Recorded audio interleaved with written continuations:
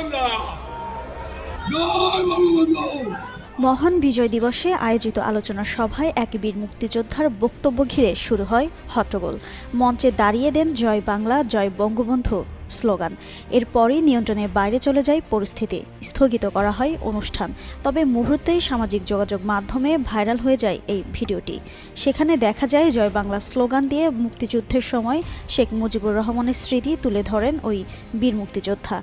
এ সময় তিনি জানান, ১৯৭১ সালে জয় বাংলা ছাড়া আর কোনো স্লোগান ছিল না। এর আগে তিনি অন্তর্বর্তী সরকারের প্রধান উপদেষ্টার বিরুদ্ধে কথা বলেন। এদিকে তার বক্তব্যের পরপরই সভায় উপস্থিত এক পক্ষ তীব্র প্রতিক্রিয়া দেখান। মুহূর্তেই উত্তপ্ত হয়ে ওঠে সভাস্থল। এক পর্যায়ে মঞ্চে হট্টগোল ও বিশৃঙ্খলা শুরু হয়। জুলাই আন্দোলনের সমন্বয়ক খায়রুল ইসলাম সহ উপস্থিত ছাত্র জনতা প্রতিবাদ জানাতে মঞ্চে উঠে পড়েন। এ সময় জুলাই আন্দোলনে আহত আল মামুন, মুজিববাদ ও ভারতীয় আগ্রাসনের